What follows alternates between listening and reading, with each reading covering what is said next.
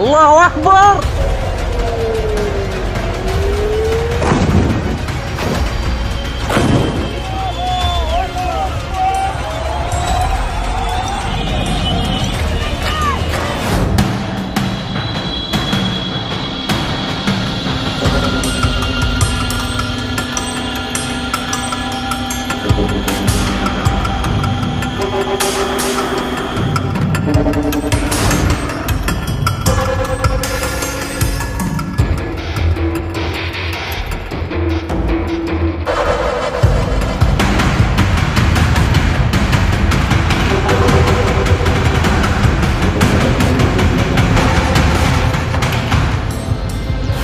دوستو کچھ دن پہلے روس کے صدر ولادیمیر پوتین نے یہ بیان خود دیا تھا کہ ایران ہم سے کوئی مدد نہیں مانگ رہا، نہ ہی تو وہ ڈیفنس سسٹم میں ہم سے کوئی مدد مانگ رہا ہے اور نہ ہی دوسری سائڈ سے۔ یہ روس کے صدر کا خود اپنا بیان تھا، وہ کہہ رہا تھا کہ ایران ہم سے کوئی مدد نہیں مانگ رہا ہے، نہ ہی ڈیفینسی لحاظ سے اور نہ ہی دوسری جنگی لحاظ سے کوئی ہتھیار ہم سے نہیں لے رہا ہے۔ تو اب روس کا ایک جہاز ایران کی طرف بڑھ رہا ہے، ٹرانسپورٹر جہاز ایران کی طرف بڑھ رہا ہے۔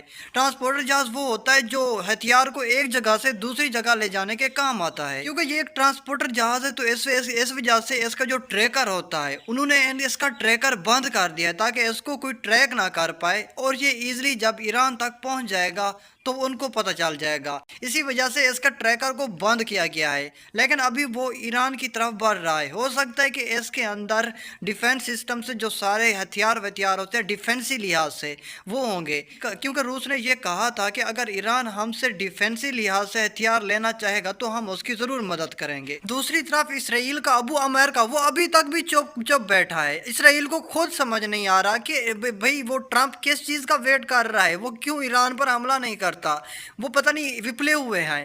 اسرائیل کو تو اس چیز کی بالکل سمجھ نہیں آ رہی کہ اگر ٹرمپ چاہتا کیا ہے ہم سے۔ اور اب ذرا دیکھیے جب یہ جہاز ایران کے اندر پہنچتا ہے تو ان کے اندر پتہ نہیں کون سے ابال ابلنا شروع ہو جائیں گے، یہ پھر دیکھنا اور بہانے سٹارٹ کر دیں گے کہ ہمارے لیے کوئی بڑے ہتھیار آ رہے ہیں، کیونکہ ایران کے پاس ویسے بھی ایران کے پاس بہت ہی زیادہ ہتھیار ہیں، اور اتنا زیادہ کہ خود امریکہ ان کو دیکھ کر ڈرا ہوا ہے، اسے سمجھ نہیں آ رہی، کیونکہ اتنی لمبی رینج والے ہتھیار ان کے پاس ہیں جو امریکہ اور اسرائیل نے امیجن بھی نہیں کیے تھے کہ ان کے ہتھیار یہاں تک بھی پہنچ سکتے ہیں۔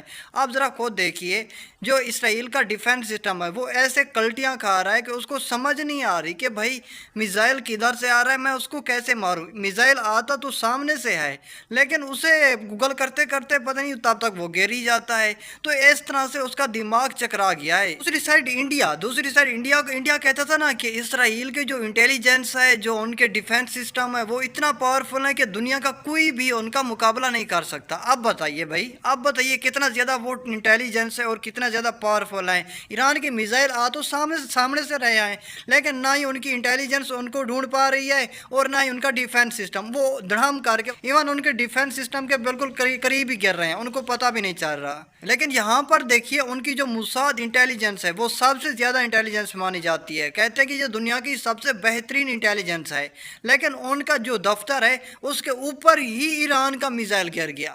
اب بتائیے کہاں گئی وہ انٹیلیجنس؟ بات تو ویسے انٹیلیجنس کی ہو رہی ہے تو امریکہ کی جو انٹیلیجنس ہے، جو ٹاپ امریکہ کی انٹیلیجنس ہے، انہوں نے کہا ہے کہ اگر ہم ایران کے جو نیوکلیئر ویپنز ہیں، جو مطلب انڈر گراؤنڈ نیوکلیئر ویپنز ہیں، ان کو ختم کر دیں، مکمل تباہ کر دیں، یا پھر ایران کے جو سپریم لیڈر ہے اس کو مار دیں، تو پھر بھی ایران جو ہے نا وہ 15 دن کے اندر ایک ایٹم بم بنا سکتا ہے۔ یہ امریکہ کی انٹیلیجنس کہہ رہی ہے، بھائی امریکہ کی جو دنیا کی ٹاپ اور بہترین انٹیلیجنس مانی جاتی ہے، وہ کہہ رہے ہیں کہ ایران 15 دن کے اندر نیوکلیئر بم بنا سکتا ہے اگر ہم ان کی نیوکلیئر فیسلٹیز کو ختم کر دیں اور ان کے سپریم لیڈر کو بھی مار دیں۔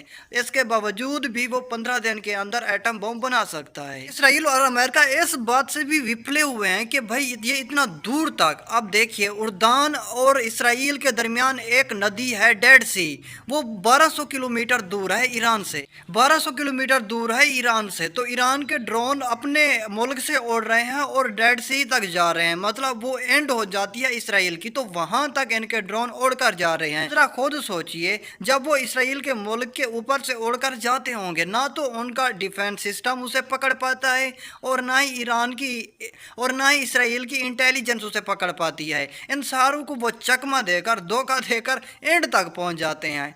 कहाँ की भाई इसराइल की इंटेलिजेंस। और मोदी को देखो, अब मुझे लगता है कि वो पतली गली पकड़ेगा और वहां से निकलने की कोशिश करेगा। और वैसे भी उसने राफेल का तो तख्ता तबूत कर दिया है और अब इसराइल ने भी उसकी चट्टी खोल दी है।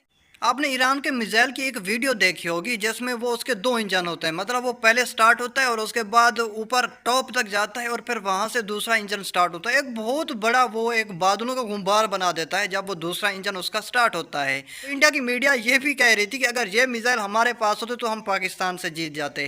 भाई सारा कुछ मिसाइलों और जहाज़ों पर डिपेंडेंट नहीं होता, खुद पर भी डिपेंडेंट होता है। अगर तुम जो नकारा और नालायक हो तो फिर कैसे चलाओगे। बंदूक के हाथों में बंदूक पकड़ा दी जाए तो उन्होंने कौन सा निशाना लगाना है, उन्होंने तो बस ऐसे ही जहां उनका मुंह करेगा तो उन्होंने फैर ठोक देना है बस। जरा इस मैप में देखिए, अगर आपको समझ लगे तो यहाँ पर जो रूस का जहाज है वो ईरान की तरफ रवाना हो रहा है। रवाना क्या, वो चल गया है। अगर आपको इस मैप की समझ लगे तो जो बंदा पढ़ा लिखा उसको समझ आ जाएगी कि ये जहाज़ रूस की तरफ जा रहा है। इसके जो ट्रैकर है वो बंद है क्योंकि इसको कोई ट्रैक ना कर सके, तो इसी वजह से उन्होंने इसका ट्रैकर बंद कर दिया है। ये हथियारों को ट्रांसपोर्ट करने वाला जहाज़ है जो एक जगह से दूसरी जगह तक जाता है। तो अब ये ईरान की तरफ जा रहा है। अब मेरे अंदाजे से तकरीबन इसके अंदर डिफेंसी लिहाज से ही हथियार हैं। अब ज़रा आप इस वीडियो को देखिए। इस वीडियो में बताया गया कि इसराइल का जो एरो 3 डिफेंस सिस्टम है उसको ईरान ने निशाना बनाया है। वैसे भी इसराइल खुद कह रहा है कि उसके बाद अगर मज़ीद जंग लंबी जाती है तो उसके बाद 10 से 12 दिन के जो डिफेंस सिस्टम वाले मिसाइल हैं वो बचे हैं, बाकी ख़त्म हो गए हैं। अगर 10 से 12 दिन तक ये जंग मज़ीद लंबी होती है तो वो ख़त्म हो जाएंगे और उसके बाद इसराइल के लिए कंट्री को सिक्योर करना बहुत ही ज्यादा मुश्किल हो जाएगा। अच्छा, यहाँ पर मैं आपको एक बात बताता चलूं कि ये जो आरओ 3 इसराइल का डिफेंस सिस्टम है, ये जो दूर तक लंबी रेंज वाली मिसाइल होती है उनको ये मारने के लिए होता है। तो अगर ये निशाने में आ गया है तो ये बर्बाद हो गया है, तो बड़ी रेंज वाली मिसाइलों को ये कैसे रोकेंगे। अगर वो गिर गई तो वो तबाही भी ज्यादा करेगी ना, तो इनके लिए बड़ी दिक्कत पैदा होने वाली है इसराइल की। इस वक्त इसराइल की जो चट्टी वो पूरी तरह से गीली हुई पड़ी है। तो इस वीडियो को देखिए, ये वीडियो तेल अबीब की है। देखिए बिल्डिंग की छतें जो हैं वो पूरी तरह से डैमेज और बर्बाद हो गई हैं। ऐसा लगता है कि भाई यहाँ पर कोई बिल्डोजर फेर दिया। पहले गजा के अंदर ये हालत हुआ करती थी, उनकी बिल्डिंग्स ऐसे टूटी हुई हुआ करती थी। अब इसराइल के कभी किसी ने सोचा था कि इसराइल के साथ ये होगा। और आप खुद देखिए इनकी बिल्डिंग्स कैसे राख का ढेर बनी हुई है, कैसे टूटी फूटी हुई। ऐसा कभी कोई नहीं सोचता। वो कहते थे कि भाई ये इतना बड़ा ताकतवर मुल्क है, ये कर देगा, ये पाकिस्तान को बर्बाद कर देगा, ये अगर इसका ईरान के साथ मुकाबला हो गया ये ईरान को सफ़ाई हस्ती से मिटा देगा। अब बताइए क्या हो रहा है।